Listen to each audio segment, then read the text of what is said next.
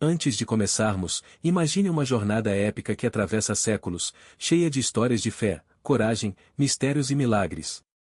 Uma jornada que revela os fundamentos da história do povo de Deus, desde a criação do mundo até as promessas de um futuro glorioso. Essa é a essência do Antigo Testamento, a primeira e mais antiga parte da Bíblia. Aqui, encontramos os relatos mais antigos da humanidade, cheios de lições profundas e personagens inesquecíveis. Neste vídeo, vamos explorar cada um dos 39 livros do Antigo Testamento, começando pelo livro de Gênesis, onde tudo começou, até o livro de Malaquias, que marca o fim desta primeira fase da revelação divina. Gênesis trata do começo de tudo e de dizer que Deus criou tudo. Deus fez o mundo e tudo no mundo. A criação mais importante de Deus são os seres humanos. Gênesis também fala sobre o início do pecado, mas o pecado não vem de Deus, porque pecado não é uma coisa que existe, é uma corrupção das coisas. E os seres humanos são corrompidos pelo pecado. À medida que os humanos se multiplicam, o pecado também se multiplica. Mas Deus ainda tem um plano para redimir o mundo. Gênesis fala sobre o começo do povo da aliança de Deus, o povo que Deus usará para abençoar o mundo todo. Deus escolhe Abraão para ser o pai de seu povo da aliança, que ele chama de Israel. Êxodo é sobre a salvação do povo de Deus. O povo de Deus é escravo no Egito, mas Deus usa Moisés para libertá-los e levá-los para a terra prometida. Isso antecipa como Jesus salva seu povo da escravidão do pecado e os traz para o reino de Deus. Levítico. Esse livro trata da santificação ou da purificação do povo de Deus. Levítico é um sistema grande e elaborado de rituais e cerimônias, mas o propósito de tudo isso é que o povo de Deus possa ser santo, assim como ele é santo. Deus quer que seu povo seja separado como uma luz para o resto do mundo. Números. Esse livro fala sobre o povo de Deus vagando no deserto. Veja, logo depois que eles foram salvos, não entraram imediatamente na terra prometida, e em vez disso, vagaram no deserto por 40 anos. E ao longo do caminho, houve muitos contratempos, desafios e punições. Deuteronômio é uma aliança que Deus faz com seu povo pouco antes de entrarem na terra prometida. Deus promete bênçãos se eles forem fiéis à aliança e maldições se não forem. Moisés lhes dá essa aliança, mas, infelizmente, ele morre antes de poder entrar na terra prometida. Esses 5 primeiros livros são chamados de Torá ou Pentateuco, porque são os livros de Moisés. Algo interessante a notar é que os temas desses livros são paralelos à vida de um crente. Primeiro somos criados, depois, em algum momento de nossas vidas, somos salvos, e então Deus nos santifica. É sempre Êxodo antes de Levítico, sempre salvação antes de santificação. Deus sempre redime seu povo antes de pedir algo a ele, mas a santificação não é um processo linear, e há sempre muita errância e luta espiritual, e a grande maioria dos crentes morrerá antes de entrar na terra prometida. O que importa, no final, é se foram fiéis à aliança de Deus. No livro de Josué, o povo de Deus está bem fora da terra prometida, mas a terra está habitada por muitas nações mais, então eles precisam lutar para conquistá-la. Mas eles têm fé em Deus, então Deus os fortalece para que possam conquistar para o reino de Deus. O livro de Juízes descreve um padrão que é mais ou menos assim: o povo de Deus prospera e se sai muito bem, mas depois esquece de Deus, então sofre, e então volta para Deus e prospera novamente. Cada vez que voltam para Deus, é por causa de um juiz que Deus nomeou. O livro de Rute é ambientado durante esse tempo. Fala sobre Rute. Ela não é israelita, mas ainda assim migra para a terra prometida e se junta à aliança de Deus. Ela não é uma pessoa qualquer, é a bisavó do rei Davi, que é o antecessor de Jesus. Isso mostra que Deus frequentemente trabalha através de pessoas que outros consideram insignificantes. E isso meio que se aplica a Davi, sobre quem é o próximo livro, 1 Samuel. Ele começa apenas como um pastor comum, mas depois de derrotar o guerreiro gigante Golias, todos veem Davi como um herói, mais do que o rei atual, Saul, e isso deixa Saul muito ciumento. Se todo mundo estivesse dizendo coisas incríveis sobre outra pessoa, ele ficaria assim mesmo. Enfim, 1 Samuel mostra como Davi subiu ao poder e se tornou rei. Já 2 Samuel fala sobre o reino de Davi. No começo, tudo vai muito bem e o reino cresce. Davi até recebe uma promessa de que teria um descendente que seria como uma versão nova e melhorada dele, e que o reino desse descendente iria cobrir o mundo inteiro. Isso era necessário porque Davi não era perfeito, ele cometeu erros, e por causa disso, as coisas começaram a desandar para ele. O livro de Reis fala sobre o filho de Davi, Salomão. Ele fez muitas coisas para glorificar a Deus, como construir um templo enorme e bonito e dar conselhos sábios para o povo. Por exemplo, quando duas mulheres brigavam por um bebê, Salomão descobriu quem era a mãe verdadeira ao sugerir cortar o bebê ao meio. Mas Salomão também não era perfeito, e com o tempo ele começou a fazer escolhas erradas, e aí as coisas começaram a piorar para ele também. 2 Reis mostra a decadência dos reis que vieram depois de Salomão. O reino se dividiu em dois, e ambos os reinos tiveram muitos reis que se afastaram de Deus e começaram a adorar ídolos. No final, os 2 reinos foram destruídos por outras nações. Mas, durante esse tempo, Deus enviou Elias, que chamou o povo para se arrepender e adorar só a Deus. Naquela época, ninguém quis ouvir Elias, mas mais tarde ele foi reconhecido como um grande profeta. Uma Crônicas cobre muitos dos mesmos acontecimentos que 1 e 2 Samuel, mas de um jeito diferente. Enquanto Samuel fala mais sobre a vida pessoal de Davi, uma Crônicas é como um livro de história que explica o reino como um todo e mostra o crescimento dele.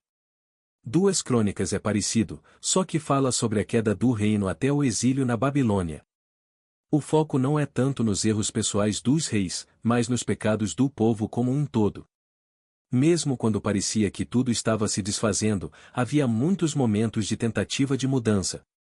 Por exemplo, mesmo quando o templo de Deus estava sendo usado para adorar ídolos, o povo de Deus não desistiu dele. Muitos profetas tentaram reformar o templo e voltar ao caminho certo. Este livro termina de um jeito triste, mas prepara o cenário para o tesouro escondido que é o livro de Esdras. Esdras.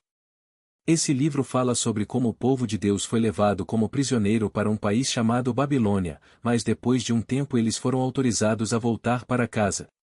Quando chegaram de volta, encontraram tudo destruído, especialmente o templo, que era o lugar onde adoravam a Deus. Então, Esdras incentivou o povo a reconstruir o templo e a seguir as leis de Deus novamente. Depois de Esdras, vem o livro de Neemias, que também mostra a volta do povo para Jerusalém. Neemias ajudou a reconstruir as muralhas ao redor da cidade para proteger o povo e a cidade. Mas não foi fácil, eles enfrentaram muitos problemas e inimigos, mas continuaram firmes e terminaram o que começaram. Então temos o livro de Ester. Ele conta a história de uma mulher corajosa que se tornou rainha e salvou o seu povo de um plano terrível para acabar com eles.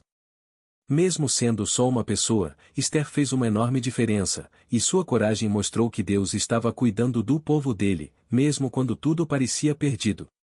Agora, os próximos livros são mais parecidos com poesias e canções.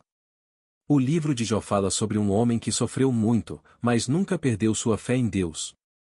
Mesmo quando perdeu tudo, ele confiou que Deus tinha um plano maior. O livro dos Salmos é uma coleção de canções e orações.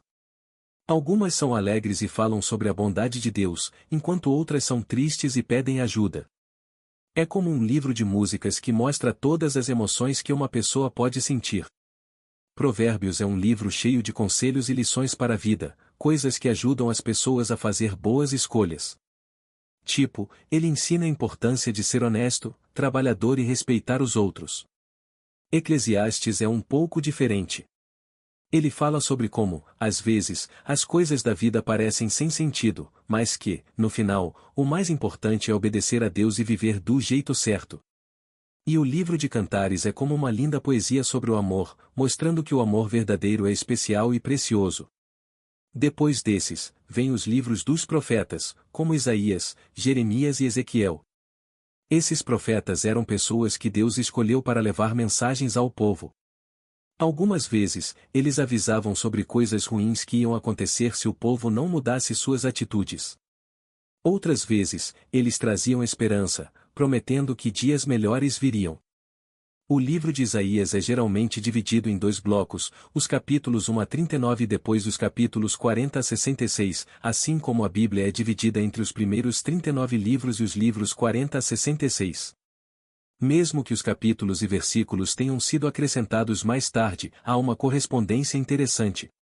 Os primeiros 39 capítulos falam sobre julgamento, e o restante aborda esperança, de forma semelhante ao Antigo Testamento, que é associado à lei, e ao Novo Testamento, ligado ao Evangelho. Há muitos outros padrões curiosos para se observar, mas o fato é que Isaías traz as profecias mais claras sobre Jesus em todo o Antigo Testamento. O livro de Jeremias fala sobre a destruição de toda religião falsa.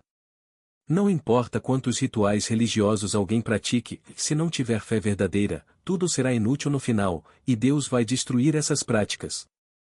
Foi exatamente o que aconteceu com a religião israelita, quando Deus destruiu o templo e mandou o povo para o exílio na Babilônia. Depois disso, Jeremias escreveu outro livro chamado Lamentações, onde ele se mostra muito triste pela destruição de Jerusalém, mas entende que o povo merecia o castigo. Ezequiel também fala sobre como a religião israelita se deteriorou, usando imagens bem fortes, mas também profetiza esperança. Ele diz que o esqueleto da religião de Israel será revivido e que Deus fará uma nova aliança, onde a lei será escrita no coração das pessoas. Basicamente, Ezequiel previu que o Novo Testamento iria acontecer. Daniel faz algo parecido, mas fala em termos de reinos. Ele profetiza que Deus vai estabelecer um reino eterno, que será mais forte do que todos os reinos da terra. Oséias compara o povo de Deus a uma mulher infiel, dizendo que eles estão traindo o Senhor. Joel fala sobre o dia do julgamento de Deus, comparando-o a uma tempestade de gafanhotos que virá para todas as nações, sem exceção. Assim, o ponto é que nenhuma nação vai escapar do julgamento de Deus. Amós também trata sobre o tema do julgamento. Ele diz que, antes que Deus venha, ele enviará um mensageiro à frente. Lembre-se do profeta Elias, que queria que todos se arrependessem, ele é o mensageiro que Deus vai enviar antes de voltar, antes do fim. Amós também fala sobre o julgamento das nações, especialmente por causa de como elas oprimem os pobres. Obadias trata do julgamento de Edom, que é a nação rival de Israel, mas avisa Israel para não se alegrar com o que aconteceu a Edom, pois Edom representa todas as pessoas. Isso porque as letras de Edom em hebraico são as mesmas de Adão, que representa a humanidade. Já Israel simboliza quem confia em Deus, e essas pessoas serão poupadas do julgamento do mundo. Jonas é a história que todos conhecem por causa do grande peixe, mas também fala sobre a graça comum, o que significa que Deus se importa com as pessoas que não acreditam nele.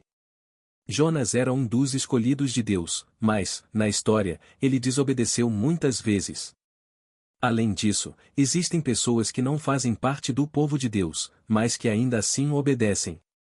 Isso mostra que a situação é mais complexa do que apenas acreditar ser bom e não acreditar ser mal. Miqueias fala sobre a destruição de Israel devido à sua corrupção, mas essa não é a última palavra. Deus levantará um novo governante que nascerá em Belém e será um líder para todas as nações. Naum mostra que Deus pode usar qualquer um para cumprir seus planos, pois fala da destruição de Nínive. Nas duas últimas histórias, vimos Nínive sendo usada por Deus para realizar seu propósito. Naum mostra que Deus usou Nínive para destruir Israel como forma de julgamento, e Jonas mostrou que Deus ainda se importava com Nínive, mesmo que ela fosse destruída. Abacuque é um pedido a Deus para acabar com todo o mal, e a resposta é que ele fará isso, mas é preciso ter paciência. Sofonias provavelmente tem a profecia de julgamento mais dura da Bíblia, mas diz que Deus faz isso porque ama as pessoas e se alegra com elas. É interessante notar que, às vezes, a profecia fala de Deus na terceira pessoa e, outras vezes, na primeira pessoa, tudo na mesma passagem. Fico me perguntando por que isso acontece. Ageu diz que um dia Deus fará o templo ser grandioso novamente, mas como ele fará isso? Zacarias mostra que Deus está chegando e sugere que ele virá 2 vezes. Ele vai habitar entre seu povo, mas curiosamente, diz que o Senhor enviará o Senhor para viver entre as pessoas. Como isso funciona? E Malaquias diz que, antes de Deus vir, ele enviará um mensageiro à sua frente. Lembra do profeta Elias, que queria que todos se arrependessem? Ele é o mensageiro que Deus enviará antes dele, e isso conclui o Antigo Testamento. Chegamos ao final deste incrível resumo sobre os livros do Velho Testamento. Espero que você tenha aprendido algo novo e se inspirado com as histórias e ensinamentos que cada livro nos traz. Se você gostou deste conteúdo, não esqueça de deixar o seu like, isso ajuda muito o canal. E, claro, compartilhe este vídeo com seus amigos e familiares para que mais pessoas possam conhecer a riqueza desses textos antigos. E, por fim, me conta aqui nos comentários qual livro do Velho Testamento mais chamou sua atenção e por quê. Vou adorar saber a sua opinião. Obrigado por assistir e até o próximo vídeo.